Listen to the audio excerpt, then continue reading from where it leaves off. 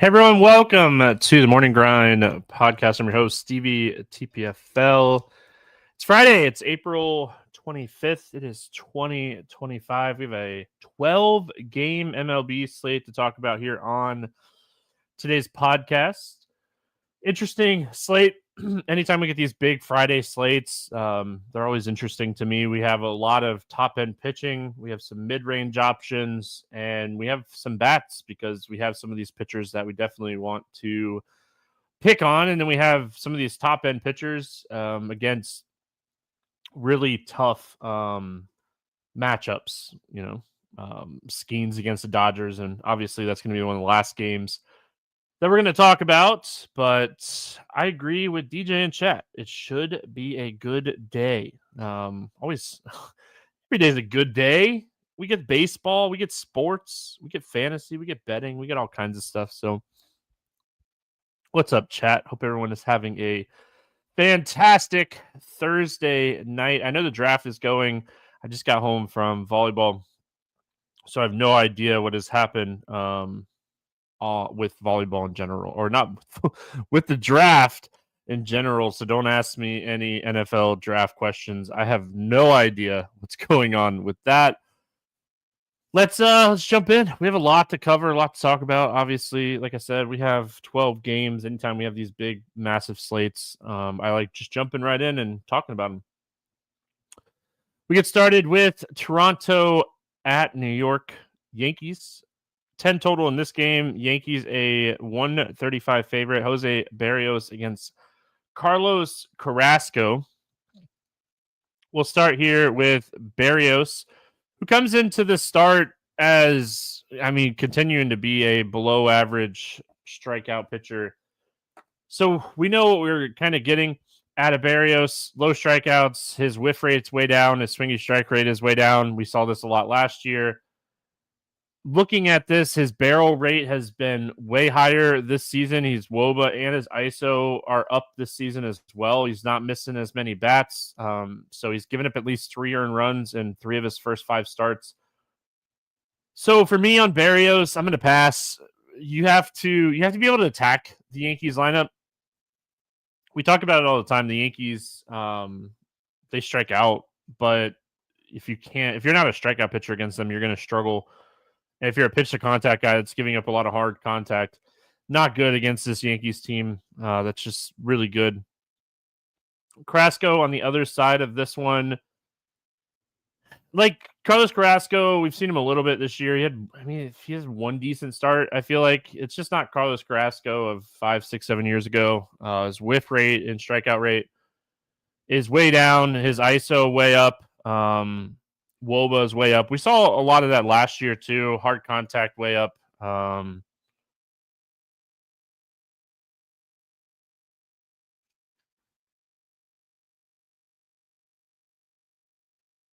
But overall, not a spot that I'm going to play here. The Toronto side, bats wise, Carrasco's a guy I feel like you could play anybody against, or like any of these bats against. It's been kind of a slow start to the season for Toronto, but I think the spot's way too good not to have some interest in them. Definitely a team that I'll have some interest in stacking. Bichette, Vlad, Santander, Jimenez, Springer. Some of these cheap lefties towards the bottom of the lineup. I don't hate them, especially in Yankee Stadium. The other side of this one, the Yankees are, I feel like, one of the top, if not the top stacks on the entire slate. You get a pitcher that struggles with strikeouts against a team that has so much power and so much upside. I think Judge is one of the best spend-ups on the slate. Jazz is off to a really strong start. Ben Rice has been really good in the leadoff spot for this team. So Dominguez has power and stolen base upside. So overall, just really like this spot for the Yankees. And like I said, I think they're just one of the top stacks on the slate. Boston. Oh, my computer froze there for a second. Boston at Cleveland, 9 total in this game. Pick 'em game. Tanner Houck, Ben Lively facing off against each other here. I mean, this game in Fenway, I still like this game a lot for the bats. I've been talking a lot about Tanner Houck this year. His swinging strike rate is way down. His whiff rate, strikeout rate, all that stuff is down. Giving up a ton of hard contact. We saw this towards the end of last season with him. He really got hit hard. He did pitch decent last time out, but it was the White Sox. So, I mean, Cleveland, you could definitely strike out this Cleveland team. Don't get me wrong. But I don't think this is a spot that we want to play Tanner Houck. Another spot we're going to like the bats, and we'll talk about them in just a second. Ben Lively on the other side here. Lively, he's been decent against righties this year, but he's been awful against lefties. Against righties this year, his ISO is 78, his WOBA is 241, but against lefties, 393 WOBA, 209 ISO, a lot of hard contact, whiff rates way down. So, yeah, I mean, overall, just not really interested in Ben Lively. I like the Red Sox. I like the lefties for sure. Looking at this lineup, obviously Duran, Devers, Abreu would be my three favorite bats. But, I mean, I'm not too worried about Lively against righties. So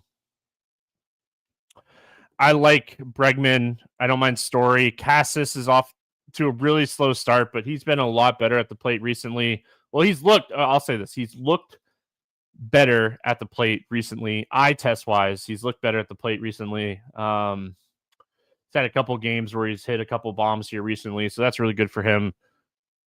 Like the Red Sox.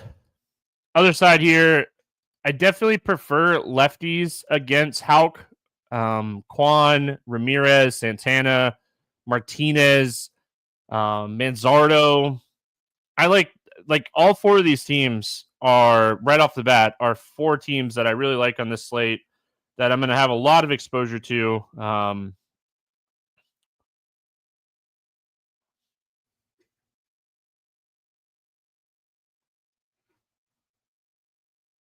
don't really have any else. I was like trying to think of what else to say, but I really don't. I like Cleveland, I like Boston, I like New York, I like Toronto. Right off the bat, four really strong teams.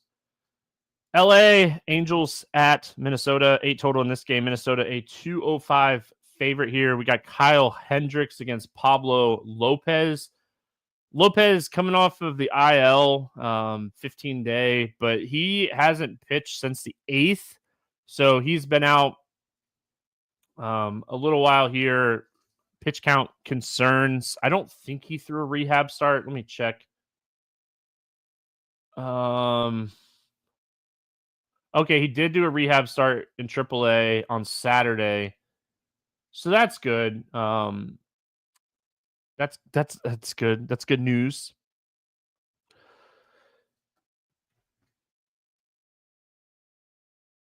Oh. All right, back on track here. Kyle Hendricks side, I mean, this is a pretty easy one for me. I don't really have any interest in Kyle Hendricks. He's not a guy that's going to go out and strike out a lot of people. He's going to pitch to contact. He's going to try to generate ground balls. He's going to try not to get blown up, but he's not a guy that goes out and gets a lot of strikeouts.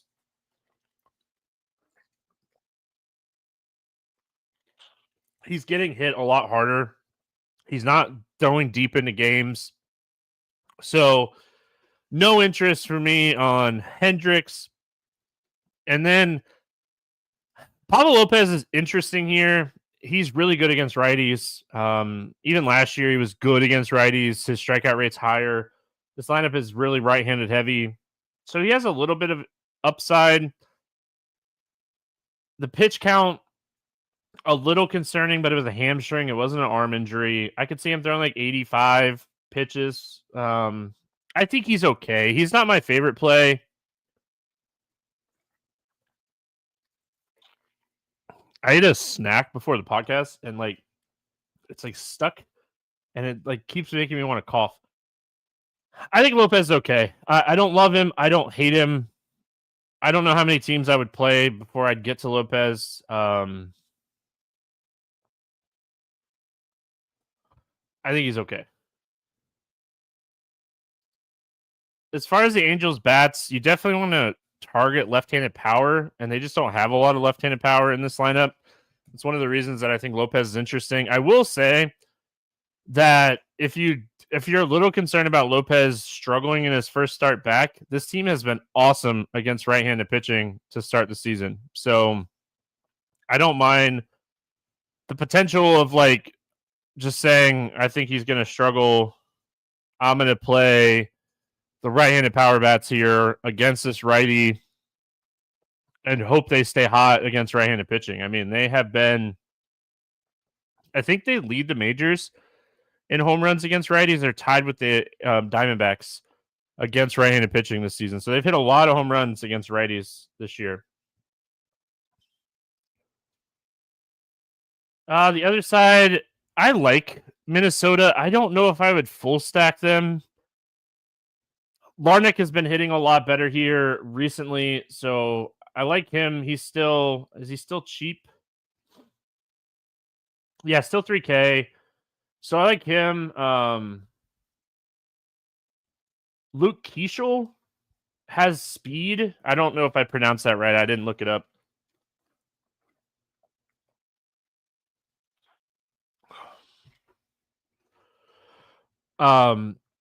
He has speed. He's second base eligible. He's been hitting third. Good pivot off of Julian, who also is like second base. So I like him. I like the speed upside that he presents. So I think Minnesota is more of like a mini stack team today than like a full stack. But I do think they're in play. I like the spot. They're going to put a lot of balls in play against Hendricks. Guys like Keeschel. Keeschal. I've been watching a lot of Minnesota games recently too, and I'm blanking on how to pronounce his name. He can run, and I like it.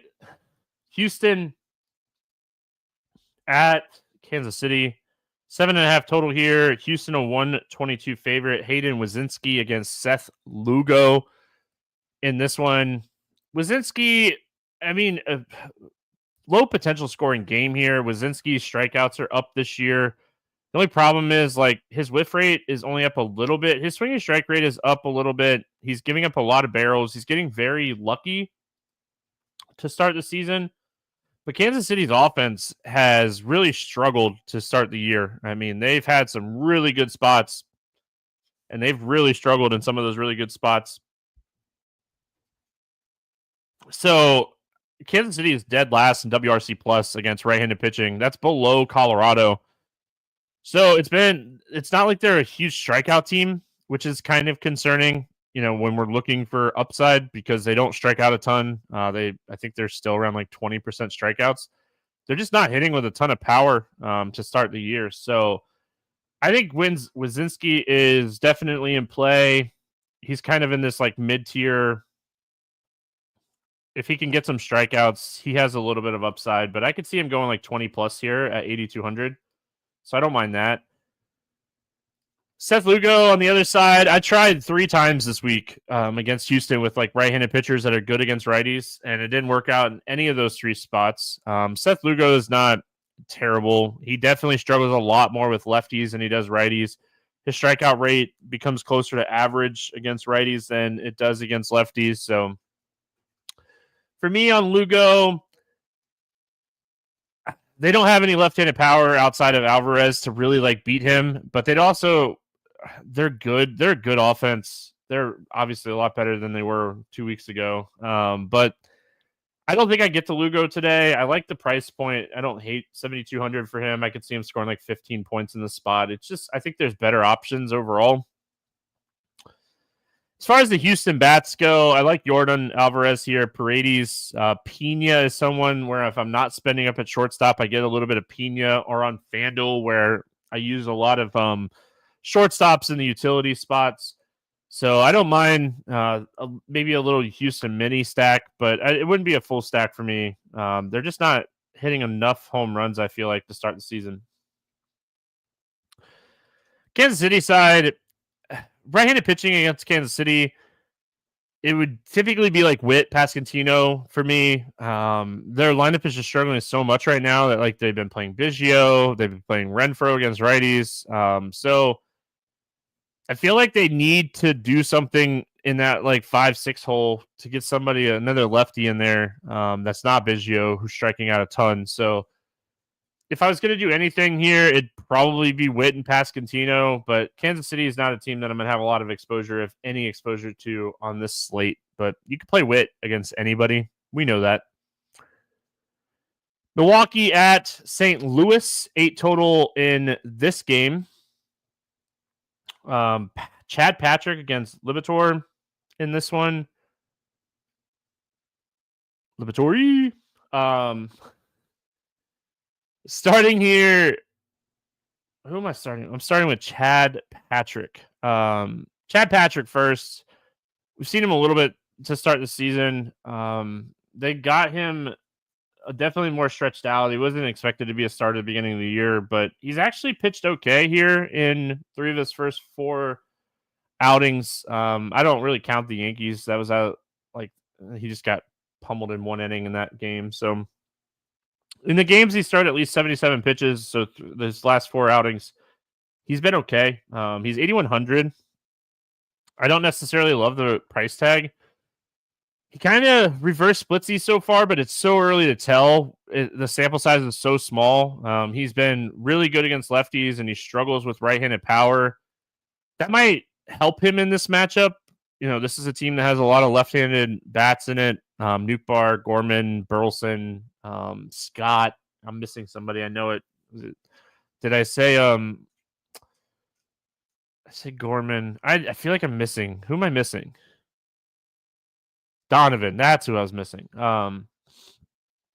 So, I mean, if the reverse splits continue, I could see Chad Patrick doing okay here. 8,100 is like, I wish he was like 7,100, like $1,000 cheaper on DraftKings. Maybe I would take some shots. I don't hate it. I don't love it. He's shown a little bit of upside. Like I said, he's been really good against lefties. Let's look why real quick here.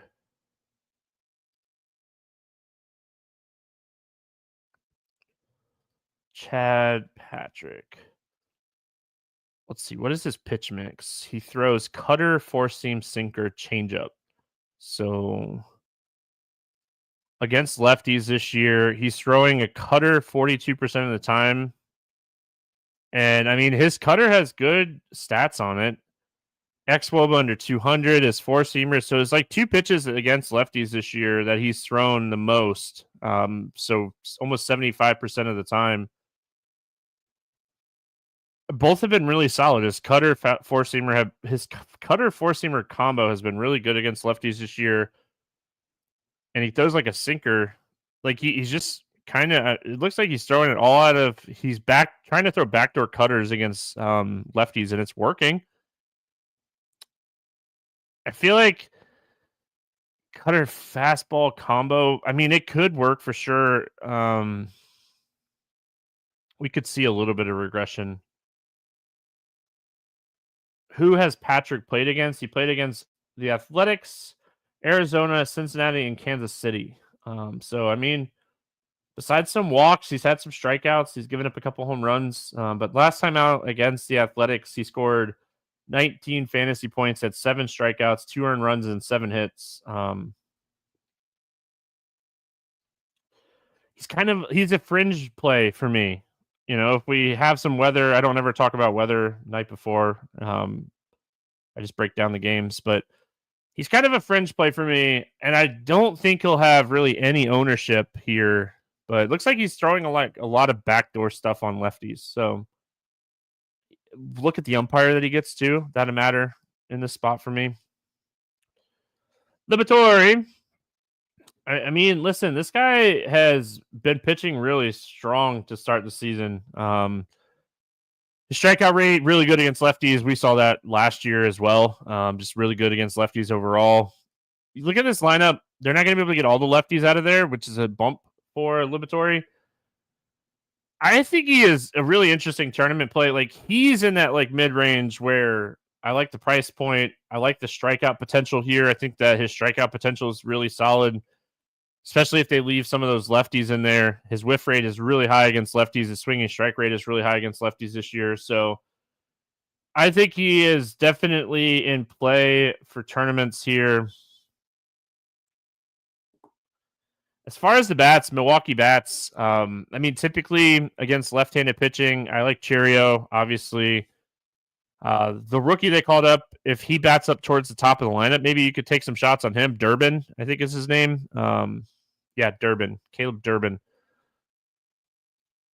I mean, I like Joey Ortiz against lefties last year. I played him a lot. He's been awful. Hoskins always good against left-handed pitching. Contreras has been awful against lefties this year. This team is really, really solid against right-handed pitching, and then they kind of drop off against left-handed pitching. I mean, they're 15th in WRC plus against right-handed pitching, and then left-handed pitching, they're 22nd. As far as the Cardinals bats, my biggest concern for the Cardinals is he's been kind of reverse splitsy, throws a lot of cutters. So I think if you're looking at the Cardinals, you got to kind of do some data research here. Let's look. So Gorman crushes cutters. That might be a sneaky play here. Forcing fastballs. Gorman's bad against forcing fastballs, so they might just throw him a lot of fastballs. Well, his other pitch was a sinker, right? Yeah, Gorman's good. I mean, so looking at the pitch data here, I think Gorman would be the one-off that I'd take some shots on for tournaments. It's kind of where I'm at. Cincinnati at Colorado. We're going to Coors. Abbott and Freeland facing off against each other in this one, 9 total.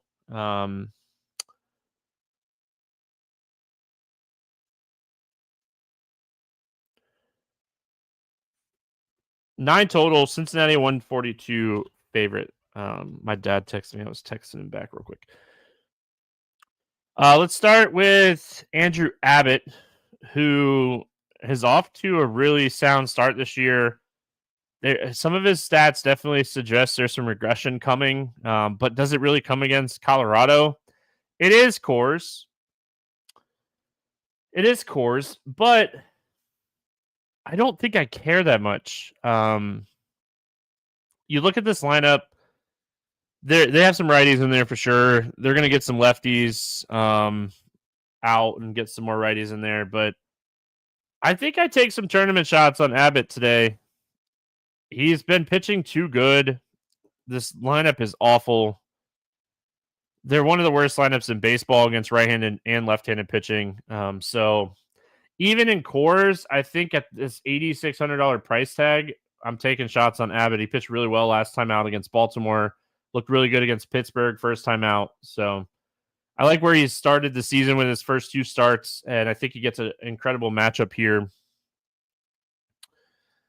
Other side of this one, Kyle Freeland, below average strikeout pitcher, throws a lot of strikes, and he's done a really good job limiting barrels this year and limiting damage. I think he's only given up 1 home run. He's just not a good pitcher, DFS wise. Like real life, he can go out and throw 5 innings and not get absolutely shelled, but I don't know. I can't rely too much on guys that just pitch to contact, don't have any get the ball by you type of stuff. I mean, he throws a lot of sinker sweepers and just tries to generate ground balls. That's all he's doing. He's just trying to generate ground balls. So no interest for me in Freeland. As far as the Reds go in general, I really like Matt McClain today. I know that he's probably going to be I haven't looked at pricing. Yeah, he's expensive. I get it. He's a fly ball hitter against a ground ball pitcher that doesn't miss bats, and this guy just hits everything hard that he makes contact with. So really like McClain here. Really like Spencer Steer. He's another fly ball guy. And Steer, looking at DraftKings anyway, he's only 4K. Marte should be in there, and Marte is only 3,900. So I don't know if I have full stack against Freeland because he's not giving up a ton of home runs. The Rockies bullpen is kind of middle of the road this year. They've actually not been terrible to start the year. They just give up a lot of hits. They're not giving up a lot of runs. They have some strikeouts in that bullpen, but I like that little like 3-man there. Obviously, Ellie always in play. Hayes against the lefty in play. But I really like the combination of McLean, Steer, and Marte at first glance here. I got no interest in the Rockies. If Abbott starts to get a lot of ownership here, I mean, Goodman has been really good in a sample size against left-handed pitching. Even last year, he was good against lefties. Toglia has a little bit of power from the right side of the plate. He's a switch hitter. Yeah, I mean, Doyle at one time was really good against lefties, so he's 4,600. Think that's it for me. I mean, Tovar and Bryant on the IL, those are the guys that.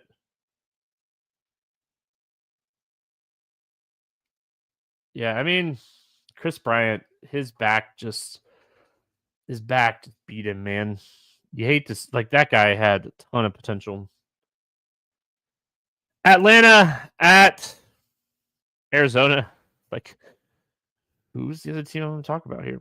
Atlanta at Arizona, 8.5 total in this one. Atlanta 126 favorite. We got Chris Sale against Zach Gallen. I mean, Sale against Arizona. Arizona has been really good. We talked about it on Wednesday's podcast. Arizona has been really good against right-handed pitching. They've been very middle of the road against left-handed pitching, but they're still just not striking out against left-handed pitching. They have one of the lowest strikeouts rates in baseball against left-handed pitching. And it's still early in the season where you're like,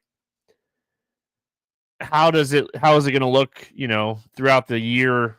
Some of these guys, especially the lefties, are going to strike out more against left-handed pitching eventually. They're going to leave lefties in there. Sale, throughout his career, even though he struggled a little bit this year, throughout his career, he's been elite against left-handed hitters. It looks like he's gotten very unlucky to start the season. His BABIP is really high. His command has been very concerning the last couple times out. He just really hasn't had that like dominant game yet.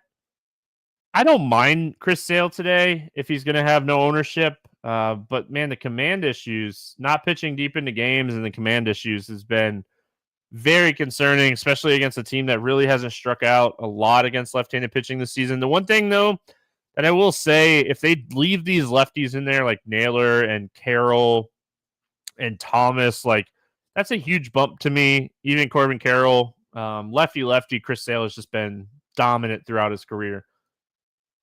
He's not my favorite spend-up pitcher on this slate. We haven't got there yet, but I mean, not to like spoil it, but Logan Gilbert against Miami, by far my favorite spend-up pitcher on the slate.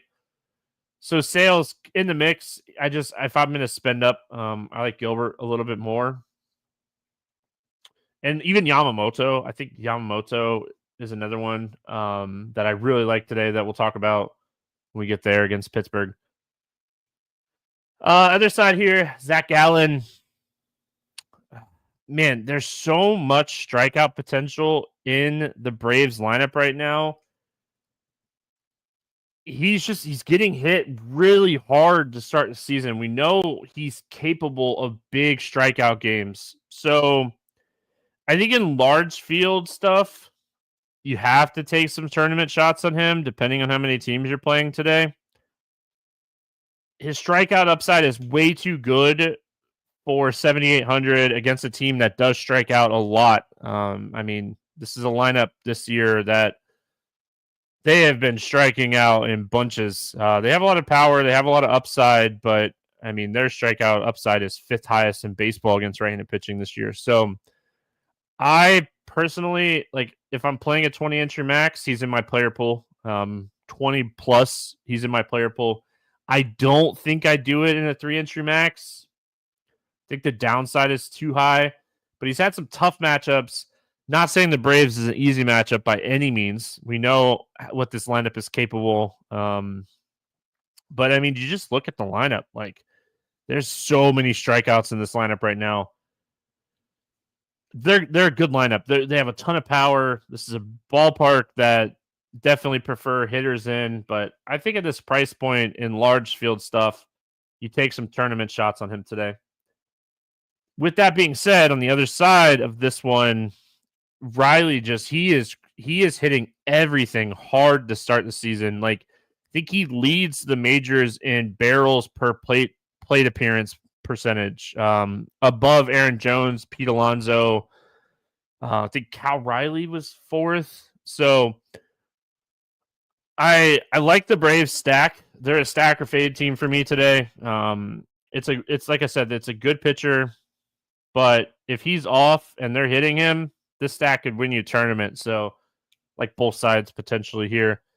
As far as Arizona against Sale, Gurriel, Suarez, they're good against left-handed pitching. I don't know. Grichuk is good against lefties. I prefer this team against righties. I don't think I'll play much Arizona today. Tampa Bay at San Diego. I thought it was interesting. I'm going to refresh really quick, but this game didn't have a line out yet. It's 7. Padres a 142 favorite. If I had to guess, that's kind of where I would have been at. Probably 7.5 would have been my guess. We have Baz against King in this one. Starting here with Shane Baz. He's actually, I mean, he's pitched decent. Struggled last time out against the Yankees. I keep saying there's some regression in his numbers. He showed that regression last time out. He got hit hard in that game. He was really struggling with command in that one. For new listeners, I live in Florida, so Miami, Tampa, always local. So I always have them up on my TV, and I usually have MLB TV up on my second monitor when I'm watching baseball. And I watch a lot of Rays and Marlins games. Pain for me, I know. My problem with him in this spot is this team just doesn't strike out. Listen, they're not the best offense in the world. The bottom half of this lineup is really bad. They're missing some big-time key pieces in this lineup, with Cronenworth on the IL. Yeah, I think I take shots. I wrote him down before the podcast as a potential pitcher here. This is why I think this slate's super interesting. My list of pitchers on the slate is huge. Going back to like early thoughts, I probably don't get to much Pablo Lopez today, and I probably don't get much Chad Patrick. But as we get going here and get more and more going, I like a lot of these pitchers today. Michael King on the other side. This guy is capable of big strikeout games. He is a guy that has some strikeout upside. There's strikeouts in this lineup, depending on like what lineup we get. I know that there was a report that came out that Mangum just got put on the IL. Was it yesterday or today with a groin strain? But it's just like next person up. Chandler Simpson has been hitting. He runs. Next person up for the Rays. It just feels like every single day. But King's another one of those, like, look at ownership because he's capable of 7+ strikeouts in any matchup. So I think he has the potential to get hit. But tournament wise, I like the upside. As far as the Tampa bats, I'm not going to go too crazy here when picking on King. I definitely prefer lefties against him, but he's not really bad against either. His hard hit rate's up a little bit this year. He's giving up a lot more fly balls to lefties. So I think like Brandon Lau, Misner would be my two. And Smith. Goes without saying, a guy that's that cheap, or Simpson. I said Smith. Chandler Simpson. He's still cheap enough, and he has speed. So, and if he continues to hit leadoff, I think he's a solid value play. As far as the San Diego bats, I don't know. The lineup is just kind of, like, if if I'm being honest, like Tatis, Sheets, Machado, solid. Machado is not hitting for any power, but he's making a ton of contact to start the season. Sheets has power, but he could strike out. Tatis is just an all-around good hitter. I don't know. Baz has been giving up a little bit more fly balls and hard contact to righty, so maybe this is a spot you take Tatis at very low ownership.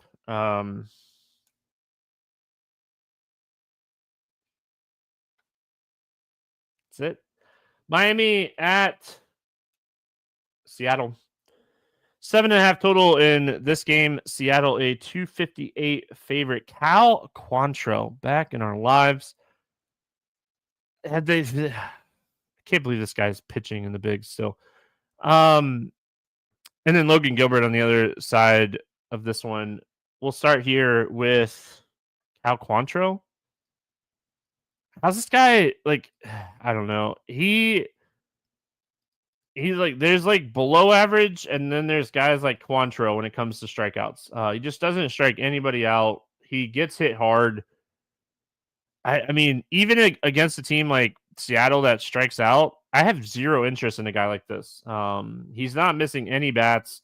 He's given up 16 earned runs in his 4 outings this year. He pitched well against Atlanta. Good for him.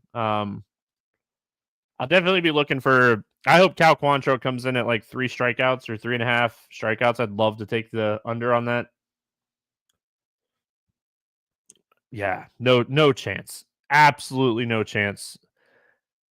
Other side of this game, though, Logan Gilbert, I love this spot for him. His strikeouts are up this year, and a lot of his advanced stats like back up this like increase in strikeouts. It's not like a thing where I expect it to come down a little bit than where it's at right now, but his whiff rate and his strikeout rate is in the top 3% according to Baseball Savant. And looking at it, he's just using his slider fastball split finger combo in really good, and like his split finger has been incredible this year. It was really good last year. It's really good this year. His slider has been really good. He's getting more spin on his slider, so it's been very effective in the strikeout department.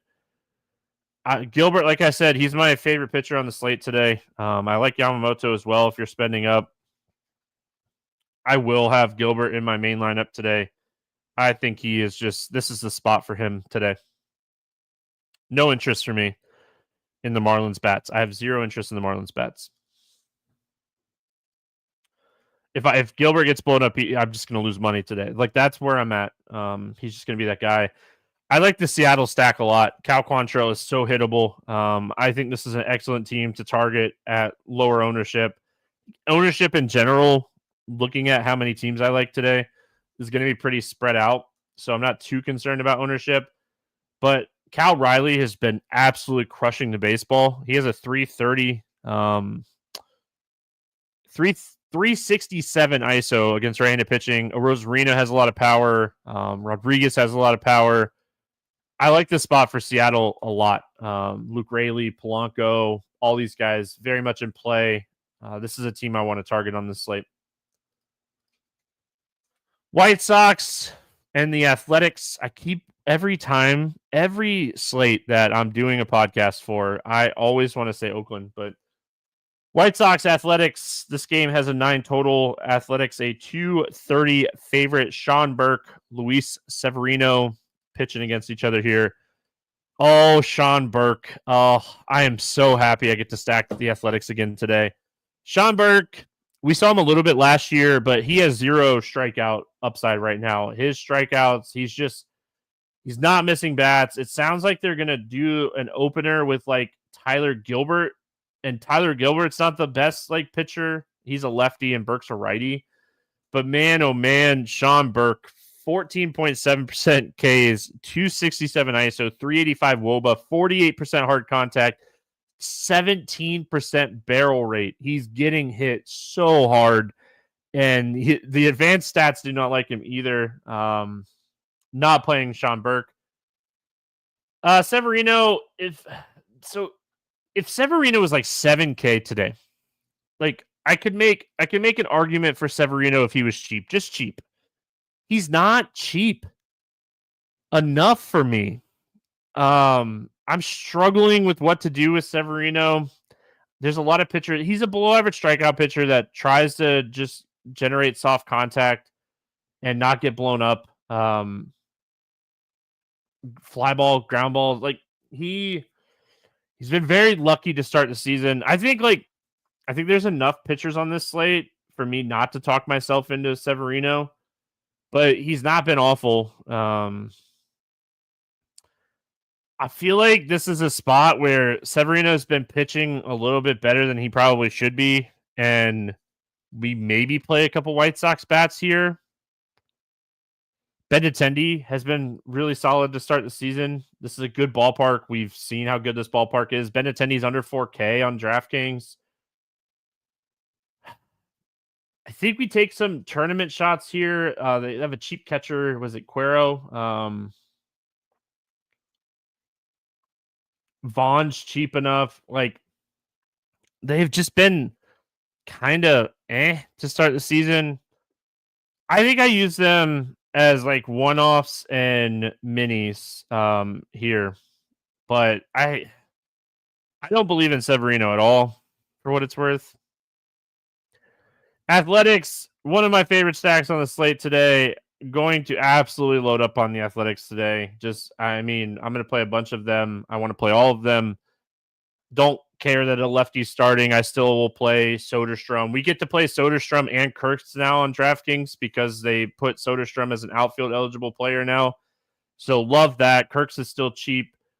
Don't go too right-handed here, but Rooker, Langoliers, Butler, Blade, all these guys in play for me. The Athletics, one of my favorite stacks on the slate. Pittsburgh at LA, taking on the Dodgers, 7 total in this game. Dodgers, a 215 favorite. Skeens and Yamamoto facing off in what is expected to be a pitcher's duel. We'll start here with Skeens. Obviously, one of the toughest matchups that you can draw in baseball as a right-handed pitcher is the Dodgers. They have just been so hard on right-handed pitching. He really has shown good strikeout stuff, but he hasn't shown like the dominant strikeout stuff that we were used to last year. He's just really good at generating ground balls, not getting hit hard. If he's going to have no ownership, I definitely want to take some tournament shots on him. But if he is going to have some ownership, no chance. It's one of those like cross-off spots for me. I don't want to play Skeens. I don't want to play the Dodgers. I do want to play Yamamoto, though. His strikeout stuff has been excellent. His whiff rate really high, over 30%. His swinging strike rate's up, off to a stellar start, generating ground balls. Pittsburgh lineup is beatable. Obviously, O'Neal Cruz just keeps just crushing the baseball, but he strikes out with the best of them. I just absolutely love this spot today for Yamamoto, and if Gilbert's getting a ton of ownership, I could see pivoting off of Yamamoto. I hope there's enough cheap bats on this slate by the time I start to build lineups that I can get some Yamamoto and Gilbert teams together. I think that combo has a lot of upside, but I think Yamamoto has 8+ strikeout upside in this matchup. Love this spot for him. No interest in the bats on either side. I think this is going to be a low-scoring game. I was pulling it up really quick to see if it's posted. Pittsburgh Dodgers, first 5 innings, total runs, 3.5, -120. I'm in. I'm betting that right now. Under 3.5, first 5 innings runs, Pittsburgh Dodgers or Pirates Dodgers -120. I'm in. Under 3.5. Even with that Dodgers lineup, I'm in. All right, we finish out the slate. This is a fun one.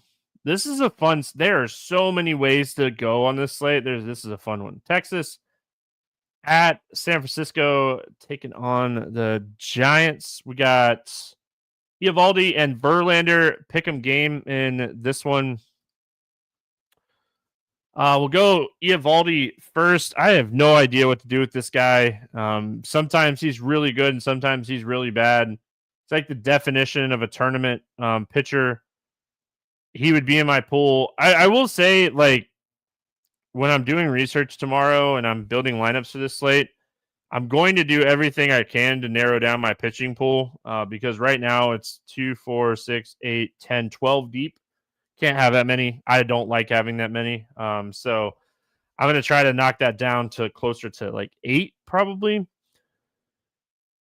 But Evaldi, I mean, he's another one of those guys that has strikeout upside. This lineup has some strikeouts in it. I mean, it's a really solid top half, really bottom half. Really solid top half, really bad bottom half. So I don't mind Evaldi in tournaments here. He's been really good against righties, even dating back to last year. So a lot of the power in this lineup: Adames, Chapman, Flores, Ramos, right-handed power. You worry about like Holy and Yaz in this spot, but like I said, he's usually either really good or really bad. Justin Verlander, not going to make the cut for me. It's just not Justin Verlander of like Cy Young. Justin Verlander, strikeout rate's way down. We saw this last year. He can still go out and have like quality starts, but he's just nowhere near where he was. Obviously with Seager out of the lineup, there's a little bit more upside facing this team, but no interest for me in Verlander. As far as the Texas bats go, I mean, Wyatt Langford he's crushing the baseball. If you listened to the podcast last year, I tried to say like how good I thought Wyatt Langford was going to be. He's making me look really smart right now. So I definitely want to get some Wyatt Langford here. I don't mind Garcia righty. Smith, if he hits leadoff, would be super interesting. I think there's potential for Josh Smith to hit leadoff in this game. Oh, there's one other person I wanted to bring up. I'm looking for his price. Oh, it's cheap. Dustin Harris is really cheap. He has a little bit of pop. Jock Peterson got a hit finally. It finally happened. So I think Texas in play, probably more of a mini stack than a full stack for me, but there's enough cheaper. There's enough cheaper. They're cheap enough. Sorry, I'm losing my train of thought. They're cheap enough where I think they're playable today. Texas against Verlander. Giants side, I mean, it's the guys that I said, right? It's Holy and Yaz would be my two favorites. Evaldi's really good against righties. He's kind of fixed that. Yeah, Derek. I mean, he smoked that ball. I was watching the game. But he was definitely out at second. He came off the bag and the tag was applied. I can't believe they didn't overturn that. Anyway, Giants bats. Like I said, Yaz Holy. Like Jung Ho Lee has been awesome to start the season. He's getting on base. He just makes a lot of contact. He's not like this massive power guy, but he's just an all around good hitter. But probably not getting to too many Giants today. If you haven't already, hit the subscribe button over there on YouTube. Turn on notifications. That way you come hang out with us live. Even if you're a podcast listener, head on over there and make sure you're subscribed and help us out. We're trying to get I am trying to, I keep saying we are, I'm so used to saying it that way. I am trying to get to 2,000 plus subs over on YouTube. The goal is to get over 10,000. Let's get it going. I appreciate all the support. Appreciate all of you for hanging out. Let's play the morning grind game, and then we'll get out of here and send it off for the weekend. Under 8K to get 6 or more strikeouts. I mean, there are a ton of options today at pitcher. Down here, I think it's a little bit more interesting. I'm going to go Liberatore for St. Louis to get the strikeouts today. Over 8K to score under 15. A lot of good pitchers today up here in this range. Man, who do we say? Gilbert, Lamoto, Skeens, King. This is a tough one. I mean, I don't want to go Severino or Patrick or Winzinski. I feel like that's just too. I'm going to go Chris Sale to score under 15. I think he's going to be one of the guys that I probably end up cutting out of my pitcher pool today. Over 4K to hit a home run. We have a lot of options. There are a lot of options that hit home runs today. All those games that we talked about at the start. I mean, Barrios and Carrasco facing off against each other. A lot of potential home runs on this slate. I'm going to go. I feel like this is a little off the board, but give me Kyle Manzardo to hit a home run. I really like this splits when I was looking at it, and I wrote it down so I didn't forget. Give me Kyle Manzardo to hit a home run today. Under 4K to score 10 points. Man, a lot of options, but chat, you already know. Someone in chat started off chat today saying this. It's a Kurtz day. I'm with them. I think that Nick Kurtz gets the job done today and scores 10 plus. Love the fact that we can play him and Soderstrom together now. Stack to score 6 or more runs. There's a lot of them. I am going to go a little off the board here and say Seattle scores 6 or more runs against Cal Quantrill. I can't believe he's still pitching in the bigs. Let me load up prize picks here and see if we have anything that we could talk about over there. It's locating my location. Let's see if I don't know if they have anything going yet or not. Oh, they got some stuff. All right. Looks like all of it is for the games that are happening right now. So no prize picks play for today. Not going to do a 3-pick parlay. I did not have one ready. So we'll just pass on that part of the game today. I will have MLB bets posted on Patreon. That is in the link for that is in the description of the show on YouTube and on your iTunes, Apple Podcast, Spotify, all that stuff. So appreciate everyone for hanging out. It's been a fun week. We're back on Sunday night for Monday's slate. Have a good one, everyone. Have a fantastic weekend.